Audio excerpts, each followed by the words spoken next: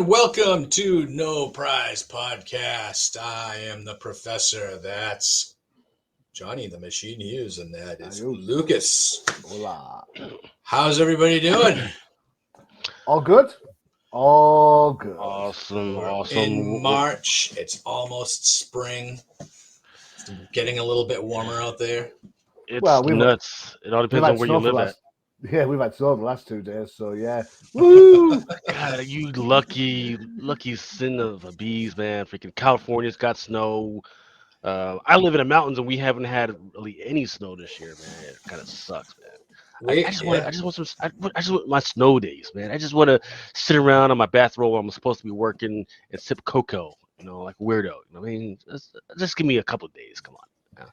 We haven't had any measurable snow, really. We had maybe an inch or two the whole winter, which is strange for this area. So, But you know what? I'm ready for spring. What can I say? Global change, baby. Global change. Yeah, it can change. It's not hot here, so whatever. It can be hot everywhere else. So we've got a couple of things. We had Mandalorian drop. We got the first couple of episodes that we're going to talk about today. And we are going to touch on some comics. But so what's going on in the world of Disney Plus? We got episodes 1 and 2 of season 3 of The Mandalorian. It's long awaited because we had Book of Boba Fett, so we missed season 3 last year. So except what's Book of Boba Fett was season 2.5 of The Mandalorian, and I consider that. But what do we think of the first 2 episodes of The Mandalorian? Johnny? Oh, me? Oh, yeah, let's pick. Why have you got me first? Right. Okay, so I am absolutely, I'm not sure if I'd give it one more episode. There you go. Oh, are we almost jumping off the ship? I think I most certainly am. I think I am. I don't understand. I must be an idiot because I don't understand it. So, for some reason, he wants to get his battle droid back. Although he only went into battle once with the thing. And then he turns his nose up at an astromech. Although the astromech is better at doing what he wants it to do than the battle droid. And then he sends out the droid in the episode 2, he sends out the droid to test the atmosphere, even though Grogu can be in his little ball, because he says, get in your container, and he pressurizes his suit so he can still exist in that environment. So then, what was the point of sending the droid out if you can do all that? I'm confused. And then there's the timing element. He gets himself captured in episode 2. That gives enough time for Grogu to get back to the ship, take off, get to where Bo-Katan is, have the droid downloaded so Bo-Katan knows where the Mandalorian is, travel from Bo-Katan's planet back to the planet, then find the Mandalorian before the bad guy decides to do anything to him. Are you kidding me? Really? I'm like, this sort of crazy crap went out with Batman 66. You know what I'm saying? You capture the guy, you put a bullet in his head. That's it. Done. Still, on the flip side, Katie Sackhoff is super hot, so and she's a redhead, so I'm all for that. It's kind of like a trade-off. Yeah, I kind of like. So he goes in the episode 2. He goes into the cave. He gets jumped by these great big hulking ogre things. He then gets rid of those barely. Then goes back to the ship to get his kids to take him into the caves where the big hulking things exist, and none of them turn up apart from when Bo-Katan turns up. You're like, what? It's just contrivance upon contrivance upon contrivance. At least they've managed to get away from that. I must do this, so therefore I will do this for you first. Bullshit that hung around episode 2 like a stink.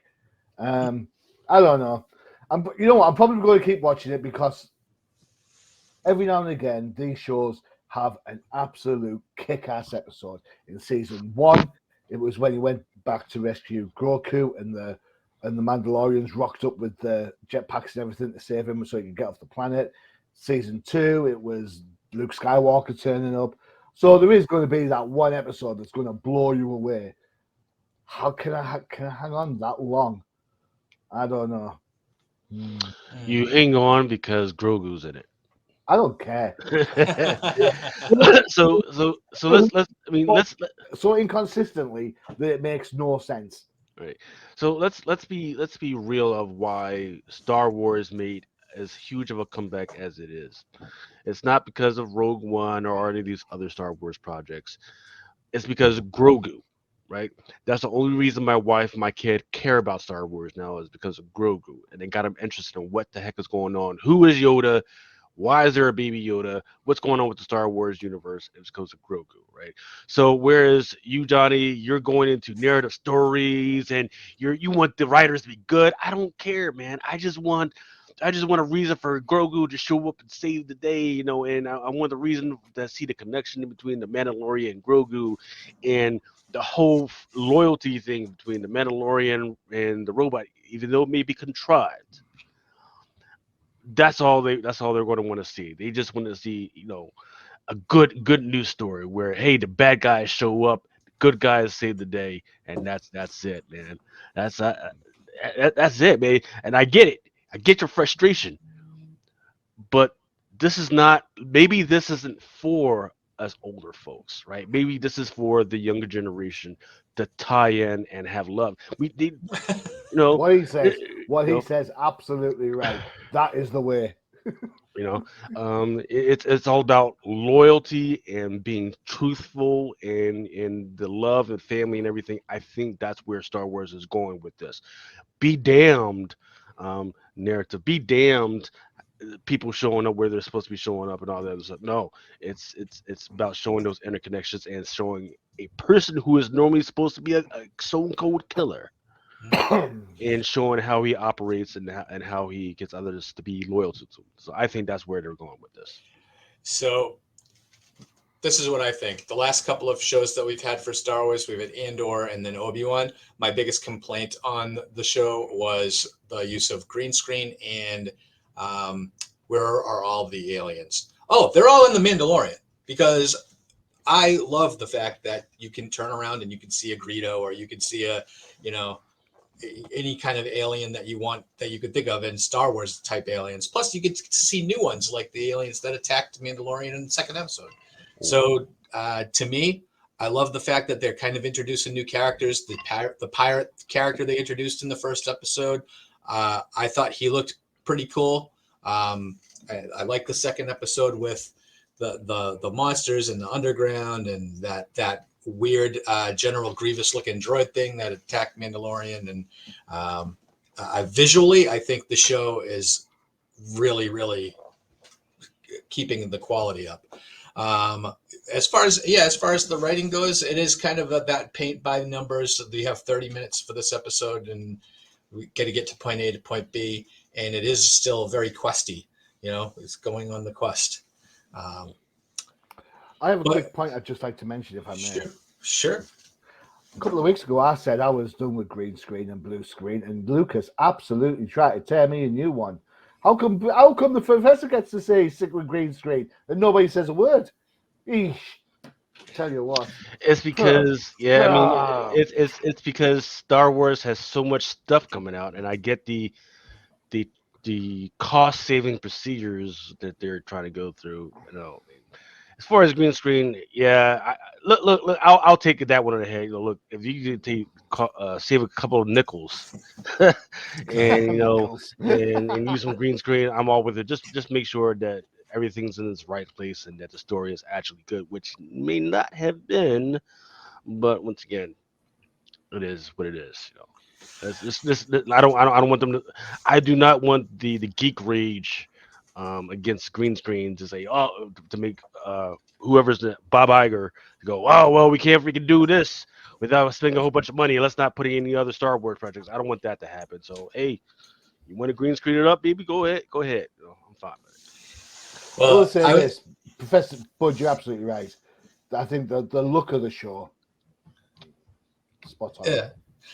So I was reading an interview with Mark Hamill about CGI special effects, and he was saying Back when we filmed the Empire Strikes Back, the way that we did the special effect with the lightsaber coming to Luke's hand, he's like, we just had a fishing string attached to the lightsaber, and they pulled it out of my hand, and then they reversed the film. He's like, and now they spend $500,000 on CGI to do the same thing, and I'm just like, oh, that just would have cost them some fishing string, and they just that would have been good enough, and you could still watch Empire Strikes Back. That effect holds up, right? So that's the trick with the first 3 Star Wars movies. The effects hold up. The only time they don't is when, if you watch the super special Disney-fied Lucasfilm reveal, and you kind of think, well, did he? It looks too new, but go back to watch the original, and it's fine. It's absolutely fine. Yeah. I still like the originals. The effects hold up. They Agreed. Yeah. So who's the winner? Disney just they're just spending all this money on green screen. And to tell you the truth, I didn't.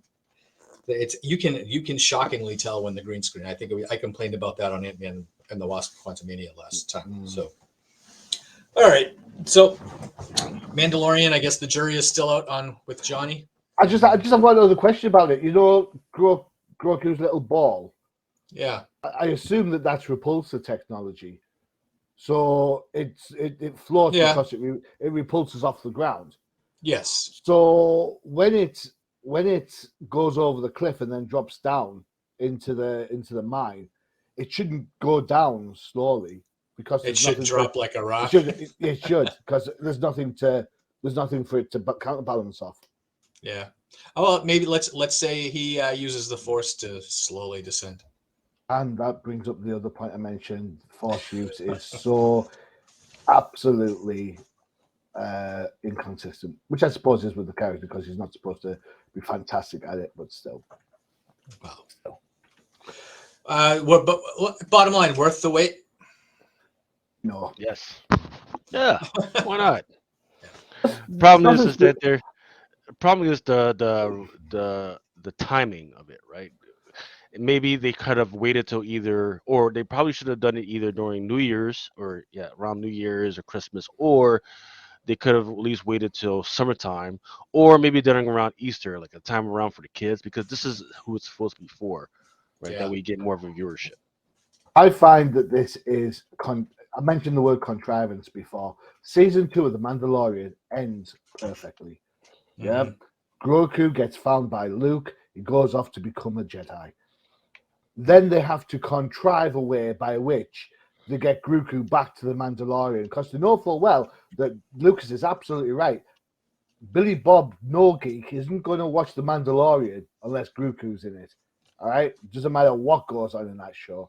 So somehow the powers of be have got to get Grogu back to the Mandalorian. And that is the biggest failure, because to me, that diminishes the brilliant episode of season 2 where Luke comes back and does it. What was the point of all that if he's going to end up with the kid anyway? No point whatsoever. From this point on, this is just fan service from the start of this season. In fact, from the end of the book of Boba Fett to now, you've absolutely spoiled what was a fantastic ending for this character. Does that mean the end of the Mandalorian? No, have him appear in other things. Of course you can. But to continue the story of the Grogu and the Mandalorian, when that story's already been told and had a decent ending, by the way, ridiculous. Yeah. Well, see, that's to me, Johnny. I think you're spot on, because I think the season two of the Mandalorian was so good, with so many highlights, with the return of Boba Fett, with the return of Luke, with just all these reveals where they give you the feeling of nostalgia, with also the feeling that they were breaking new ground story-wise as far as where the direction of the show could go after season 2, right? So that's where I was kind of thinking season 3, they could have gone in any direction, really, and I would have been interested in watching it. And I think, of course, they're going to have to bring Grogu back because he's the biggest marketing thing on the show. But I think that kind of hamstrings them in what they could really do, because I think Grogu is marketed towards the kids, and I kind of really think the Mandalorian could be more of an aimed at adult Star Wars show. So, Should be. Yeah, but I'm on board because I'm a sucker. So, all right. So, what else is going on? Nothing on Disney Plus, right? I mean, we get the second 6 episodes of Moon Girl, but I think Johnny didn't get any of them yet, right? Or I've looked, I couldn't find it, but then again, I haven't re-looked, to be honest. So My goodness, I forgot Moon Girl was even a thing. That's bad. on That's bad. the flip side, Grey's Anatomy's back, and Lone Star 911 for my wife. She loves those. And of course, Station 19. Is she going to become the mayor? Is she going to get over her exercise addiction? Who knows? These are questions that are bouncing around at my household. And you need to know. How's Grey's Anatomy going to go when there's no bloody Greys in it anymore? It's just anatomy. Who knows? Sorry. Well, the other thing that dropped on Disney Plus was Empower, which was a Marvel series. There's 4 episodes that focuses on the women of the Marvel Universe. I watched the first episode, which was the women of Black Panther, which was basically interviews with the women in the movie, and it kind of got into their backgrounds a little bit and what the characters meant to them. None of them credited the writers or the artists in the comic books for creating the characters in the first place. But it was interesting. What struck me, and I know you guys didn't watch this, but what struck me in the first episode was the amount of background associate directors and producers that they interviewed on the show. All women. There was a couple of men, but mostly women. But the titles that they had were, associate creative directors of diversity and marketing and all kinds of different kind of levels of vice presidency at Marvel Studios. So this is where the direction of the Marvel Universe is going, guys. This is just, it is what it is. I didn't think that the episode was bad, but I do think that there's a lot more facets to the Marvel Universe. Yeah, I think everyone deserves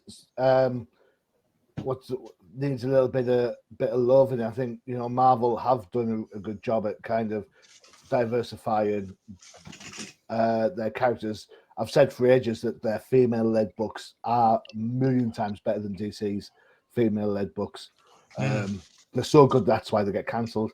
But generally speaking, if people want to, if you're having a program about left-handed creatives, great. Left-handed creatives, well done. Women creators, great, well done. Just celebrate people for creating stuff. It's fine.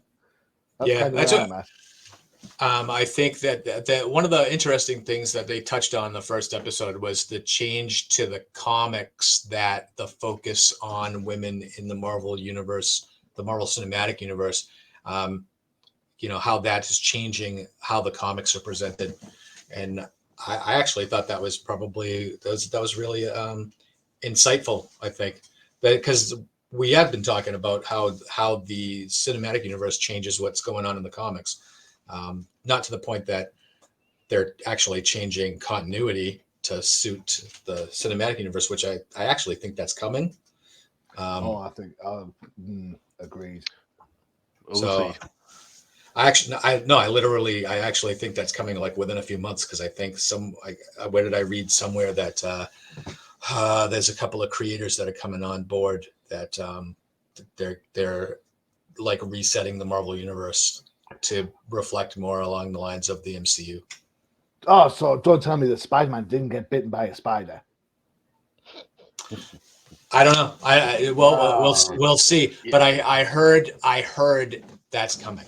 So when I said it's coming, I mean like this year, not like in the future. Oh my God. Yeah. All right. So we're gonna take a quick break, and when we get back, we're gonna talk some comics. And let's watch this ad for Christ.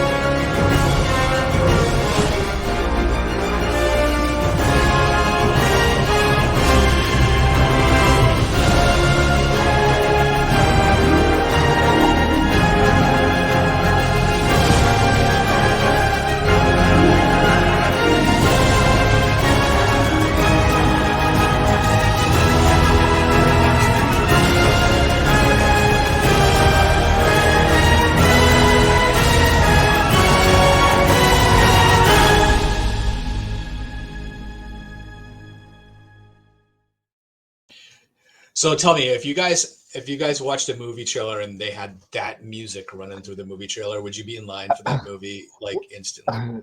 Maybe not, but I'll tell you this. I'll tell you this. Are you ready? Every time I do one of these pods and we play the advert, or whichever advert it is, right? It's in my head for the rest of the day. It's very true. Very I true. wake up, I'm going, "Duh, where's that from?" And then it's like, You know what? oh man. I might have to team up with Bobo on one of these because I ordered a Thundercats mobile, right? It's a car, Oh, you can't say Thundercats. and this thing is huge. It's Really? huge. The box comes up to my chin, and I haven't even took it out of I haven't taken out of the brown packaging even yet. It's huge. So I'm gonna have to team up with Bobo and Do like a reveal, yeah, like a it's box opening. yeah, it's crazy. Like I didn't realize it was that big. I was drunk and I was like, oh, there's a fucking Thundercats car. Let me go ahead and freaking get that, and never can order it. And now my wife was like, what the heck is this big box? Like, Where are you I gonna don't put know. that? Yeah, I was like, I don't know. And then I moved some of the envelopes off as a Thunder. I was like, Thunder. Thundercats. Oh, Yeah, I was like, yeah. I was like, ooh, uh-oh. someone said thunder, and you went thunder. And he went, yeah, You did. thunder, thunder. Then he went cat's hole. Yeah. Yeah, it's getting pretty bad now because I'm almost got as many toys as my kids now. It's like, ah, Jesus Christ. It's that second childhood. I know, I man. went through that too. Still going through my second childhood. No. All right, so we had some books come out this week. Let's start with Amazing Spider-Man that came out. That was for once it's Lucas's pick. What's up with Yes, that? sir. Yes, I'll sir. tell you what's up with this, but I'll keep my mouth dumb. Lucas, walk us through this. This is apparently on the cover the story arc we've all been waiting for. Yeah. Look, this is the reason why I picked this book is because this has been on the top 10 list as far as purchases for the last 3 months before it even came out.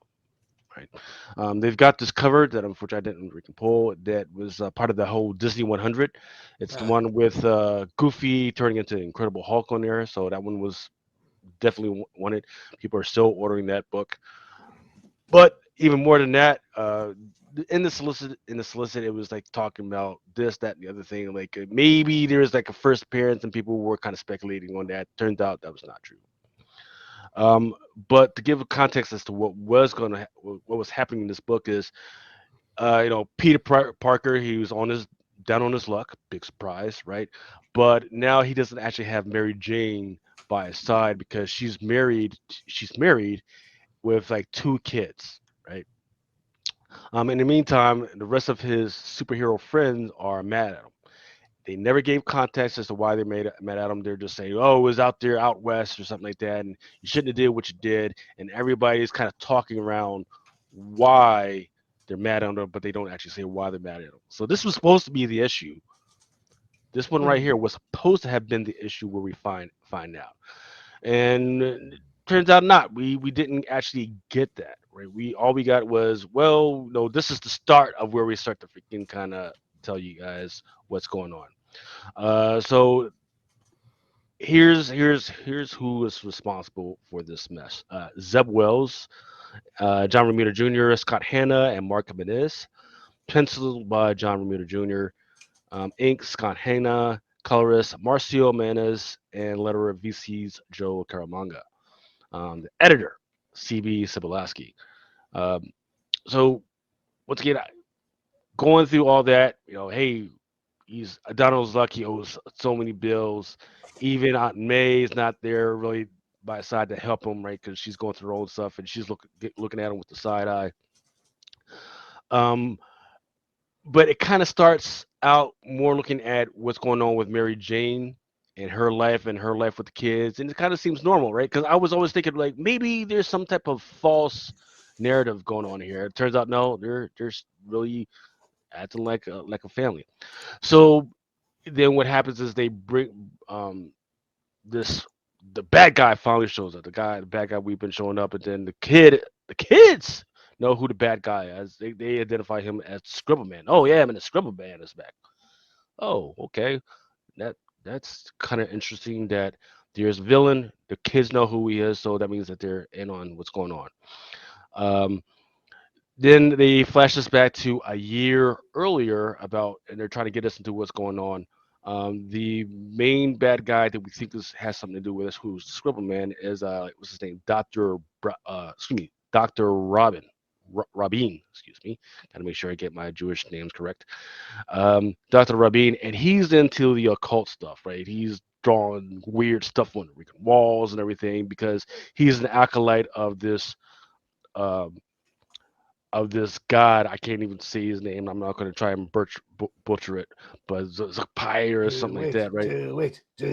No, If I have to get the names wrong, you get the names wrong.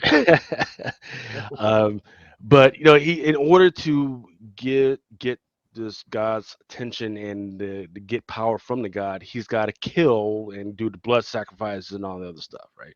Once he's done that, he breaks himself out of jail, and he goes straight for Peter Parker. Um, Peter Parker and him scrap for a little bit before they go into a portal. Him and Mary Jane, they go off to this other side dimension, where they're at. And then that's basically it. It shuts down right there. We don't get the resolution that we actually wanted, as far as figuring out where we're going on. All we know now is who and kind of what we're dealing with, but we didn't get the resolution. So that's what they've been building up. I want to say for the last. So we're at 21 right now, right? So that means, It's been over a year. Yeah. yeah, that's what they've been building up to on the storyline, and the storyline and the solicit that says this is where we find out what's going on. We don't find out what's going on. So from that standpoint, you can't just keep doing that, right? I'm gonna have to give this a thumbs down. Don't if you want to collect that Disney 100, yeah, that's fine, but don't mess around with this thinking you're gonna find out anything you couldn't find out later on. The art, however, in the action scene was really good. It's something that I haven't seen from the Amazing Spider-Man stuff in a while. Um, there was the one fight that he had with the block-headed dude. I forget what the guy's villain's name that almost took his head Hammerhead. off. Yes, but this is the action in this was actually pretty good. But other than like finding out and being able to take a breath, no, this was not it. So I would say maybe hold on to your money. Wait for number 22 to come out, because nothing big was happening out of this one. What did you guys think? Johnny, what did you think? I have to absolutely agree with Lucas on this. This is an absolute con job. Absolutely. Not only do we not find out what was going on, which is fine because stories have to take time. It harkens back to Amazing Spider-Man Volume 5, number 93. Who was reading Amazing Spider-Man back then? And the whole Beyond stuff, Yeah. Yep. There's a panel apparently with the glowing man, which is kind of from that book, and this is driven from that. Now, what happened to being the neighborhood Spider-Man? We're still in the middle of MJ and Black Cat. Yes, I know it's a different time period, but we're in the middle of MJ and Black Cat being stuck in hell, an alternative dimension. Now we're back with another alternative dimension story. It's like Marvel. I said this last time. Please buy another brain cell, because the one you keep using just regurgitates the same stuff. You know what I'm saying? We'll share a panel, if I may. Let me just see if I can add this to the stream. I can't. Oh yes, I can. Yeah. Just so you know, web shooters don't fire like that. We all know how web shooters fire, right? Yeah, isn't it the whole 666 thing? Yeah. Yeah. Mm-hmm. Web shooters don't fire like that. So do your research, editors. Get some stuff sorted, because I think stuff like that just absolutely catches my eye and it just annoys me to no end. Honestly, you asked me about the Mandalorian. Am I done? I'm giving this book 3 more issues. That's it. In fact, I'll tell you what, I'll take the 25. I'll give you 4. All right? I'll give you 25 issues. If things don't improve to the standard of the first couple of arcs, I'm done. Well, I would imagine that this story arc will probably the last part will be issue 25, right? So that it can be double sized and all that. But Look. who cares about that stuff? Yeah. What I care about is being told a story that I can get into. I thought is this the Scribble Man's first appearance? It is not. It is not. That the Scribble Man is just Dr. Rabin. Okay, well, that doesn't help because I don't remember who Dr. Rabin is really, but the Scribble Man, I really kind of think kind of an uninspired name for a villain. Sounds like the kids named him, but we still don't know anything about Mary Jane and the whole thing about there's that point where the Scribble Man came back and Mary Jane's husband took the kids and ran away and said, "We'll see you after." And I'm like, why? Does Mary Jane have powers in this book? No, that right. Is it like, because it looked like either he was taking the kids away so she could go do something super heroic, because why would he leave her there? Or I just didn't understand that whole motivation.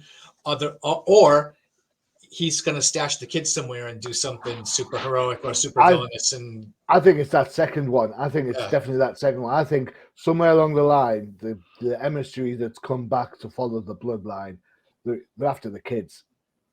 That's the story, and that's why MJ is married to the guy. That's why they think she's their mum. Peter does something that kind of puts that together, so the kids are in perpetual protection. That's what I think it's going to be down the line. But in doing so, Peter's going to have to do something dramatic, like, change everybody's lives, and he's done it without asking anybody's permission. So then that's what causes the context that Lucas was mentioning down the line. If that's how it plays, I don't mind that storyline. I don't mind it. I can do without the all dimensions stuff. Is pretty much where I'm at with that. Right. Ironically, Nightwing's doing a very similar story right now, where a demon is after the soul of Blockbuster's illegitimate child. So there you go. Well, there's no good idea lives alone, right? One brain cell. I swear to God, one brain cell. All right, so I mean, I think we all hope that this storyline gets better. The thing I kind of feel ripped off about is the fact that we had to wait a couple of months for this storyline to continue while they kept doing random fill-in event books. So I mean, this story really should have come out around issue 12, but we've had 10 issues of crossovers and events. Yeah, so. That's a good shout. That is a good shout. All right, you're gonna make us wait. Let us at least wait for something decent, right? Yeah. Well, let's do a review from last week. There's an X-Men book that Johnny wants to talk about, Rogue and Gambit, numero uno. So, hey. So behind this god awful cover, you have the storytellings of Stephanie Phillips, art by Carlos Gomez, colors by David Curie with Federico Blee, and VC's Ariana Meyer is on letters. Why don't letters get cover credits?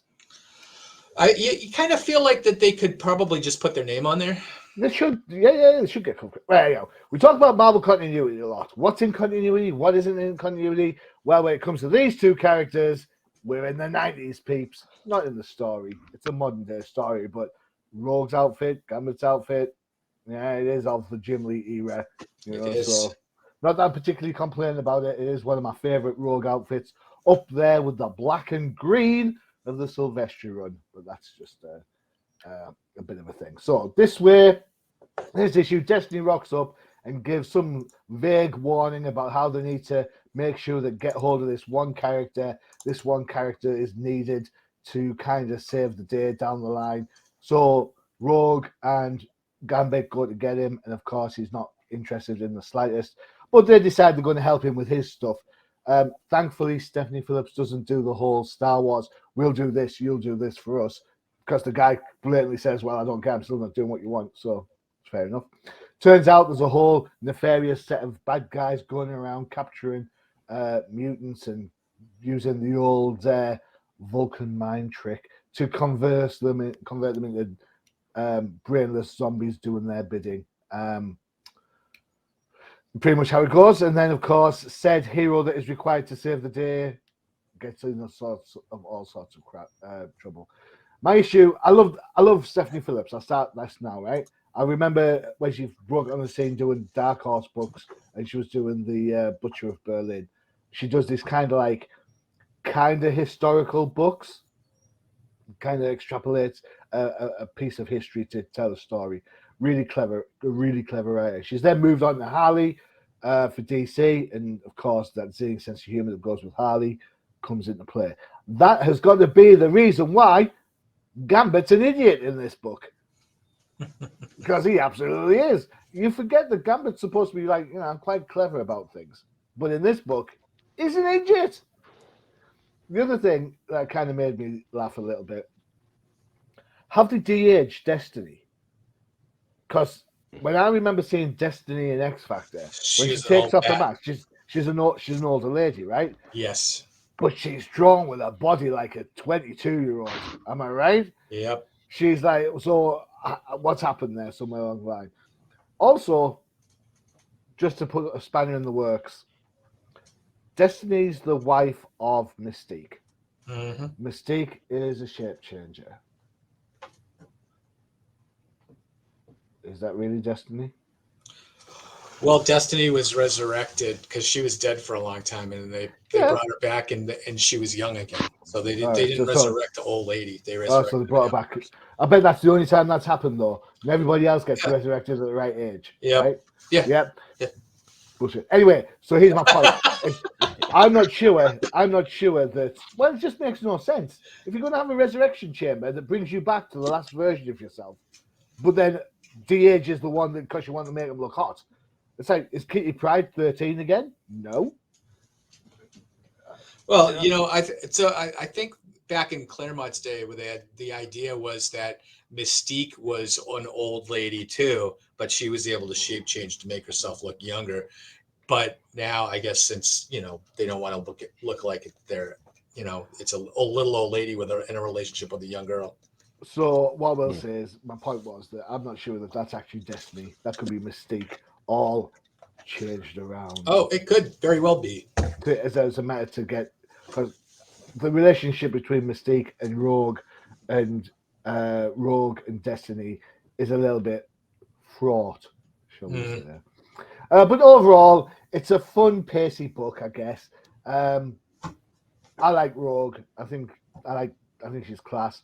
The Gambit in this book isn't the Gambit I remember.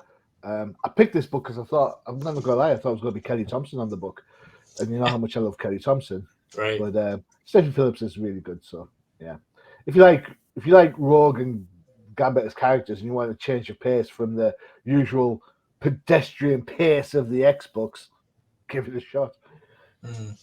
Lucas, what did you think of Rogue and Gambit? Shut this book down right now. Shut this book down right now. Look, if I'm going to be reading a story about Rogue and Gambit, I want to be reading about the romance and the difficulties they have in establishing that romance, because they got all types of challenges going on, right? But instead, we're getting them fighting back to back and fighting ninjas and fighting bad guys. I don't care. I wanted to read a Rogue and Gambit love story that gets perpetuated and gets carried on by how difficult it is for them to carry on because they got their affiliations to these guys, the X-Men. She's a good girl, he's a bad guy. She's all powerful, can kill everybody he wants. He's too touchy-feely. That's the story I wanted. I didn't want this. I don't care about this. In the meantime, I'm all over the other X-Men books and the Sense of Sinister stuff. So I didn't even realize that this had nothing to do with Sense of Sinister, because if you're going to give me an X-Men book, right? I thought that's what X-Men was supposed to be doing right now. Now it turns out there's X-Men books where none of that stuff is happening. So if you don't give me a Rogue and Gambit romance story, shut it down. If you don't have Sense of Sinister to go with, shut all these other X-Men. Stay with one storyline.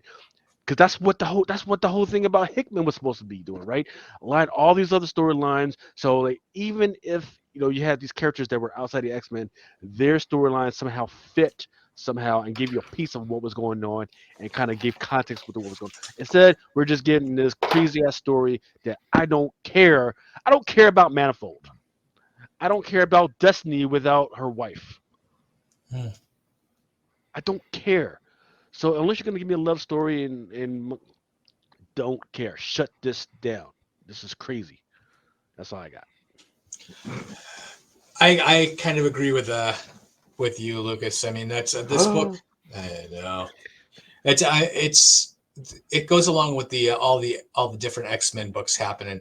I don't want to read about Rogue and Gambit in their own book. I want to read about them in the pages of the X-Men and how they relate to the rest of the team. But the fact of the X-Men is really there is no team. There's 150 million different X-Men, and these characters like Rogue and Gambit get pushed to the wayside to focus on other characters that maybe you care about, maybe you don't. But the fact is, the cast is so big, and basically anybody that's ever appeared in a mutant book is alive and well because they all get resurrected. So there's no, it's really extra. I don't need to read Rogue and Gambit. If this never came out, I wouldn't miss the fact that it's not here.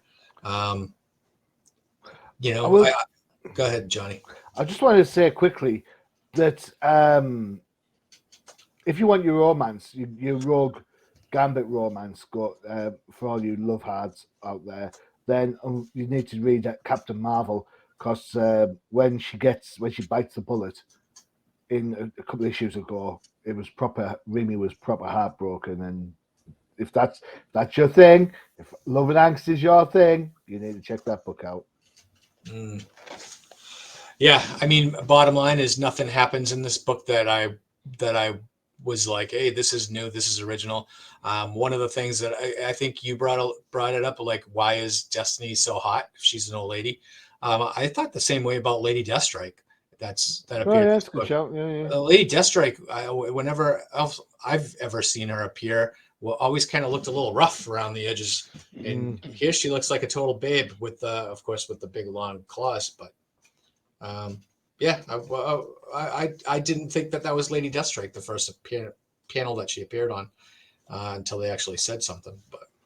But anyway, I guess they all have to look like supermodels now. Yeah. So. Hell yeah. Here's a question. Here's a question. Rogue and Gambit have been married for at least 5 to 6 years now, right? Yeah. And in part of the Krakoa laws are go forth. Do they even recognize marriage? I don't know, but it's part of the Krakoa laws are go forth and reproduce. They've been married for so long. How come they haven't made any babies yet? Protection. Oh. Also, Krakoa's out there spitting out condoms. Yeah. Doesn't Rogue have control of her powers now? It's intermittent, isn't it? That's the thing. But so I imagine Gambit would have to use protection if they have sex. After speaking to Kelly Thompson thinks that Rogue has control over her powers, which is fabulous. Oh. So. And she chooses to say, "No, I don't have control over my powers. Don't touch me." I don't know. I remember on the wedding day, she had to wear the Genosian necklace, didn't she? Yes. And when it started the first Rogue and Gambit miniseries, it was at that point where they were like saying, "Look, I've got a massive headache, but I'm still going to go for it because without the necklace, we're not going to be." And I don't know. And of course, then something happened when they both in Excalibur, part of the Hickman run of Excalibur, before it changed to Betsy Braddock and Captain Britain. So, here's a question: let's say Rogue does get pregnant. Wouldn't her powers affect the baby? No. Like, it's internal, though. Would she give birth to like a vegetable? Or would the baby have some of the same powers that she has and be able to be? Yeah, because they would kind of have to do something like that. Well, Franklin Richards doesn't have any of the maternal or paternal powers of his progenitors, so he has a whole different power set whatsoever. Rachel is a telepath. Cable doesn't fire energy blast or is a telepath. I'm talking about for Rogue's pregnancy, where the baby is inside her with a skin-to-skin contact. But is it skin to skin contact? Oh, Well, she's it protected kinda by a womb. is. The baby's inside, Yeah, but protected by a womb, like a force shield. which is made out of Rogue. Just saying. I don't know. Womb- This we're going These down are the the road. things that'll keep us up at night. I should not have brought it up. That and the advert theme tunes. All right, so we'll jump to our third review. We're going to talk about Silver Surfer Ghost Light, issue number 2. I wanted to talk about this last month, but I think we ran out of time. But this was John Jennings on writing, Valentine DeLandro as artist, Matt Milla on colorist, letterist, VC's Joe Sabino. And if you don't like it, blame Kat Gregorowitz and Darren Shan. Those are Let the me just get editors. their emails right now so I can send them a quick message. The funny thing is that there's a lot of names I've never recognized that we haven't said on the podcast before. John Jennings, I don't know what else he's written. Do you remember anything that he's written? Off the top of my head, no. I can find out though whilst you're talking about this book. Okay.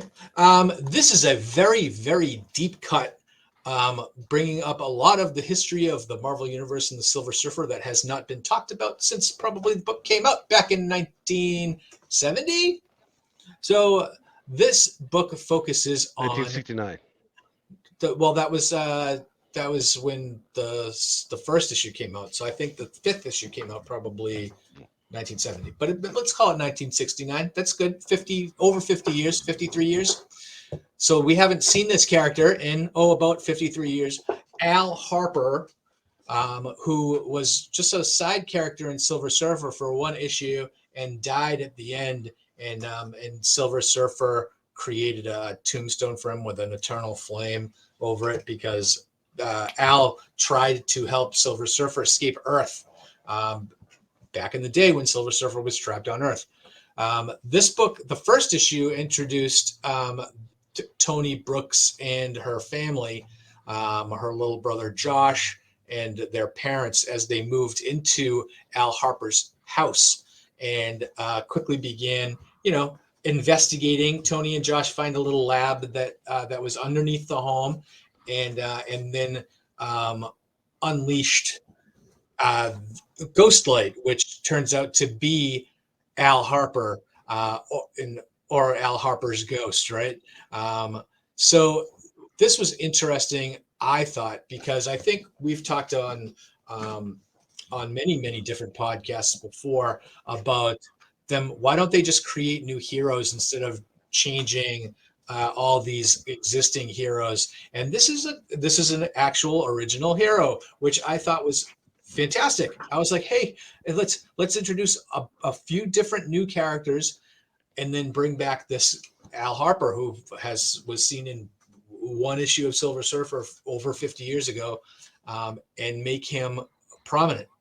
I thought this was a great story. This issue specifically spends a lot of time recapping Silver Surfer's time on Earth, and then explains to us exactly what happened with Al Harper and how he was taken away by the Stranger and experimented on the Stranger's world, and then gets pulled back to Earth when he starts seeing like this ghost of his niece Tony.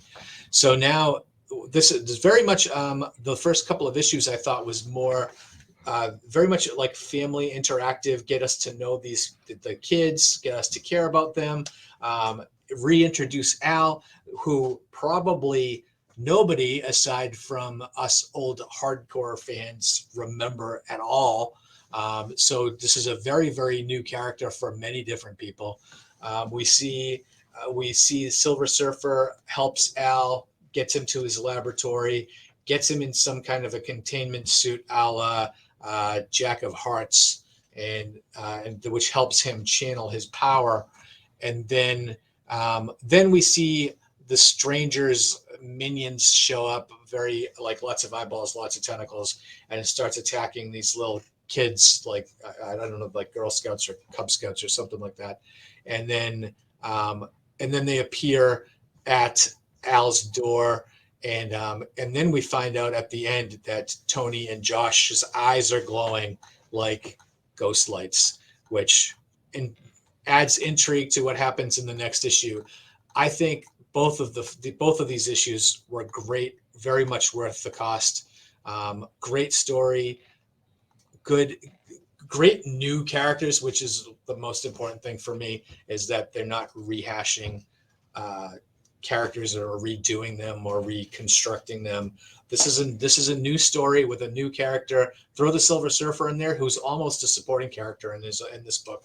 I thought it's definitely my pick of the week, but I really think this is probably the best thing so far Marvel's put out this year. Johnny, what did you think? Well, Slow my roll. well, I just borrow your screen for 2 seconds, Lucas. I'll put that back up in a second. Yep, Yeah, cool. Hey, check it out, Mr. Miracle's in this one. Get in there. Go on, brilliant. Woohoo! Well, that's okay. The coloring job. All I need me is some Apocalypse and some Dark Side, and I am all DC up. I can tell it's a DC book because the art isn't that great.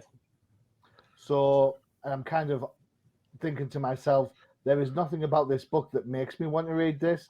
I hear what you're saying about new characters and stuff, but is it a new character when you have to go back 40 years, 50 years to bring back somebody who's already been dead? Yeah. I don't know. Is it a new character? Yep. Is it? So if Uncle Ben comes back and then displays spider powers, then that's a new character. Well, Uncle Ben was inherently tied to Spider-Man's origin story that everybody's reread for the last 75 years. I'm just saying. But Al Harper, nobody remembers who Al Harper right. is. So is that for example, Spider-Gwen, right? The original Gwen Stacy, her character was from the original Spider-Man volume, right? That was 30 or 40 years ago. So then when they brought Spider-Gwen out, 10 years ago, that's an original character. But now, it isn't. But it isn't. Yeah, because it's a derivative of Spider-Man and a derivative of Gwen Stacy. Well, she's from a different dimension. Doesn't matter. Silk is exactly the same. So, yeah. But I suppose my point is this. I like how they try to do stuff, but Silver Surfer. People always say, I'm going to get a little bit DC about this, so apologies for this. People always say to me, Superman's a boring character because he's too powerful, right? And when you read Superman books, it's all about his relationship with Lois and Jimmy and the gang and all that sort of stuff. But the crisis that he takes, they are pretty big and spectacular. Silver Surfer, to me, is one of those characters where Marvel just don't know where to pitch because he's so powerful. And these humane stories, do these suit? I don't know. The character hasn't changed in the last God knows how long. He's still piney and whiny. It does my head in. But no, this was a huge miss for me. I'm sorry, bud. That's okay. You're not hurting my feelings, Lucas. So, at the very end of this book, the two kids, they had their eyes light up. So I guess they're insinuating that these kids now have superpowers. And they were in the first issue, so that's not their first appearance, but this is the first showing that they do have some superpowers. So speculators are going to have to debate over what's going on with this one. I do like the way they set it up. They probably should have did this whole setup in issue number 1. Right, that way I could go. Okay, let's go on with issue number 2. I don't quite have an understanding of who the big bad is. Look, tentacles all over the place. That's kind of a manga thing, right? So maybe, especially when it comes to kids, manga on kids, maybe stay away from that. Because the whole fetish thing that's out there, so maybe stay away from that and give us a proper bad guy. But I think there's something there. They just got to take it slowly. Here's what I don't like. I absolutely hate is the costume, right? The green and the white costume on a black guy. It reminds me of a certain Lantern from DC, and I can't read this without thinking that way. I can't see him without thinking that he's Green Lantern. I actually didn't make that connection, but now that I can't not see it now. And I've never seen Silver Surfer. So on the cover, they got him all shiny and stuff, right, and everything. But through the book, he has none of that shininess, right? And some of the panels, he actually looks like they just drew the outline of him and left him there. So Yeah. it's It's like, oh strange. man, it's weird because this is the interiors are just like all over the place as far as consistency. It's like, man, you could tell that the person that was drawing this is a professional, but it's so not professional the way they were doing things. So they maybe needed to go back to the drawing board. Take your time with this one, because that's really what's going to hook people in. Um, they haven't had a cover yet that people are all over the place that are loving. Number one, yeah, because of the spectator value, but not so much. So this is a wait and see. I'm gonna give it a couple more issues, not for to see what's going on with Ghostlight, but I want to see what's going on with those two because look, Johnny, you were correct. Like, hey, hey, this guy, he's been around since 1969. Is it a new character? That's fine, but I want to see what's going on with these kids. Like, are these kids going to turn into something that's going to develop into the Marvel universe? That's something to wait for. But otherwise, oh man, it's such an unbalanced book right now, that nobody was really asking for at the moment. So we'll see. I think Silver Surfer can be an unbalanced character because of his power set and who you expect him to go against. To be honest, and I think that kind of you don't know I never get a true sense of the vibe of the character. Is he a guardian of the spaceways, or where are the classic Doctor Doom battles trying to steal the power cosmic and stuff like that? I don't know. Well, I just I mean, you thought can tell about it is when he gets brought into the whole King in Black stuff when he gets infected by a Venom costume. Just I thought um, Silver Surfer's best run was the late '80s run with Englehart with Ron Lim came on the scene. Um, great. the to me, the Silver Surfer's book was good because of the supporting characters surrounding him that he could play off of. Mm. Which I think the Hulk's book is kind of a lot. Hulk is very readable when he's got a good supporting cast, not so much when it's just him. But Didn't say the same about Superman, don't we? That's the thing. yeah, we see the same thing about Superman. So I think that's why I like this book is because the focus isn't really on the Silver Surfer. It's on Ghostlight and Mm. and I'm sure going forward the relationship with his family as he comes back and tries to, I guess, fit in. Mm. But to me, it's going to be let's find out what's going on here and what the rest of the story is. The Stranger has always been kind of like a hit or miss villain for me, even when he was appearing back in the old pages of the X-Men, and and then he did appear quite a bit in the Silver Surfer series in the '90s. So Mm. still hit or miss for me. So we'll see. We'll see. Maybe they can update the Stranger a little bit. And it looks to me like they said the next issue is going to have AIM in it, and it's going to be a reinvention of AIM. So we'll see. I kind of am looking forward to this series. So it was a highlight for me. Cool, excellent. All right. Do we have time for a 2-minute warning? As long as it's two Uh, minutes.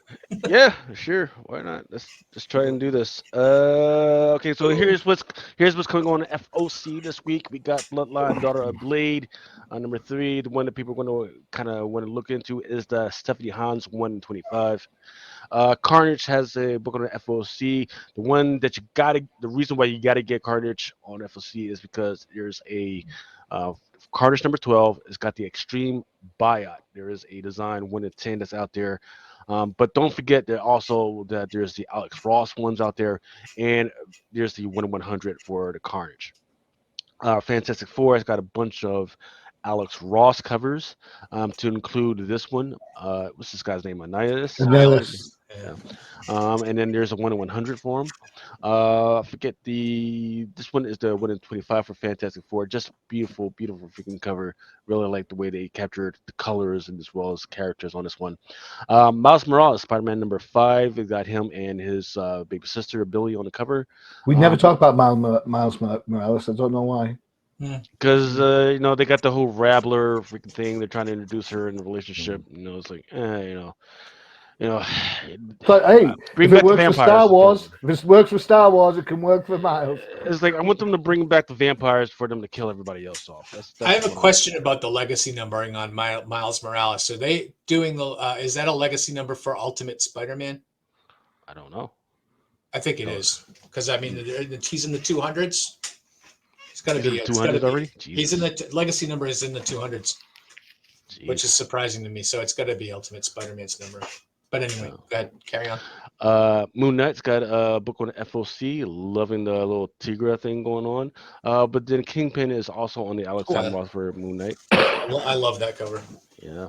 And then, of course, there's also a 1 in 100. I'm not going to show all of the 1 in 100s. There is a Predator book that's coming out. Some of these are awesome. Silver Surfer Ghostlight, of course, is also on FOC. This one's for number 3. Captain America Cold War. I really like this cover. Oh, that's an alpha book. So that's an event? Okay. Yeah. And then, of course, you got your what's the guy's name? Baron Dr. Zemo. Yeah. And You read there's your comics, right, 1-1. Lucas? Well, the problem is I read too many books and anime and manga and all the other stuff. So I I'm got too many. joking with you. Don't worry. That guy's Captain America, just in case you didn't know. Man, I thought that was like Captain Africa or something like that. Because Captain Canada. Jesus. Miracle Man #1. A lot of people really like this cover, but I haven't seen any numbers to support getting speculate on this one. Star Wars Ewoks. Oh, Yeah. to the demand of no one. Yeah, Cowabunga! I've gotten some feedback on this one as well. They're like, unless there's some type of evil Ewok in this, people are not interested right That looks like a puppy that my brother had. now. Yeah, a little, Chief not the Chipper, Shih is it Tzu, I not? forget what you call him. There's Chief Chipper. Yeah, some of these. Oh, and then there's a Peach Momoko for the Ewoks, and I forget who this one. There's your Moon Knight's blue black cover. Guardians of the Galaxy has a bunch of covers. Oh, they're relaunching that book because the movie's coming on there. Yeah, but unfortunately, nobody cares about the comics right now. It's because nobody cares about Guardians of the Galaxy in the comics right now. Is because they start off in one storyline and they don't stay consistent on it. People are still wondering what's going on with the timeline where he went off into the microverse and then he was fighting Hercules and Zeus and he Yeah. had a son. They're wondering they don't want to hear anything else about Peter Quill except for that. So whatever. Just Marvel just keeps screwing it up, starting storylines and not finishing properly. There's your Alex Ross. Oh, he's got the Darth Vader going on. There's I forget who did this one, but there is a 1 in 50 for this one. Here's She's your kind 1 in of thick. 25. That was a pretty thick Gamora right there. Yeah. There's your movie. Yeah. That was Yeah. thick with 2 C's. Yeah. There's your movie variant. There's your I forget what the name of this one is called, but there's Brood. Groot eating a whole Oh, planet. it's Groot. Looks like the Brood to me. Yeah, Never mind. it's the Grood. Yeah. There's your Scotty Young. Oh, so excuse me. There's your 1 in 25. She's thick in that too. What's up with Gamora with the thick? I'm going go back to that 125. It's ironic because I mean, Nebula looks quite busty there, and we all know about the Twitter problems that Karen Gillan fell into with that pause for the movie. Never mind. Carry on. And there you go. That's the Virgin 150. Yeah. And don't forget your 1 in 100s. So this is a Dynamite book, right? But these are Disney properties. Okay. Scar. They apparently Marvel's been lending out some of these properties to Dynamite, so they decided, hey, let's do a villain book with Scar, right? I like that cover. Yeah, it's pretty good. Yeah. I don't know who the artist is. This but it one. looks good. There's this one. There's your June, right? Really good. There's your Ha. They've got some blank variants. Interesting. And then there's your David Nakayama. And then there is a 1 in 250 Fraley out there. Was I'm not sure what they were going with that one, but That's Mufasa falling off the cliff. No, that's no, Scar it's falling Scar. off. It's Scar because you can see the scar on his eye. Scar falls crazy. off the cliff at the end of Lion King. Oh, Yeah, crazy, right? maybe. Howleaf, second print for Shadow Clones, and Did then anyone there's read Shadow? Did anyone read that? I read did. it. Yes, it stinks. There's your FOC. All right, here's the stuff that's coming out this week. Quickly. Deli's Neighborhood Spider-Man. Avengers Forever, number 18. Don't understand how this is still going on. Your Alex Ross timeless covers. Avengers Forever. The connecting variant for the other one that just came out this week. So the second one should be coming out this week as well. Hulk. Your leader timeless Alex Ross variant. Your swipe for a Hulk. There's a Momoko for the Hulk. Star Wars Yoda. I don't know who that little green baby that's being held by the that figure is. Wookie. Emma Frost. Hey! Yeah, and then there you go. There's your Alex Ross color. I actually kind of really like this one. Where'd Magneto go? Go back to the pencils. Magneto's right there. And then when you go to the color version, he's gone. Interesting. Da-da-da. And now for my next trick. So you know what's going to actually probably happen is there's probably going to be this one retailer book where it's got all the villains all in one book in color. Well, that's a big spreadsheet that Alex Russ is doing, because he did this with the heroes a couple of years ago. I have it on my wall over there. But the villains are coming out too, and it's going to be all those villains connected, and it's in a big group shot. Yeah. Cool. And then there's your Miles Morales Spider-Man. I kind of like this one, kind of reminiscent of an Iron Man cover where he was doing the same thing but eating a donut. Moon Teen and Devil Dinosaur. Red Goblin. Ugh. I don't know why that's still going on. Is anybody actually reading Red Goblin for real? Ooh, Captain Marvel. Nah, I read it, but under protest. Captain Marvel Momoko. There's your Stormbreakers. Another Miles Morales Spider-Man. And that, ladies and gents, was your 2-minute warning in 9 minutes. Hey. Hey. Like a All right. football.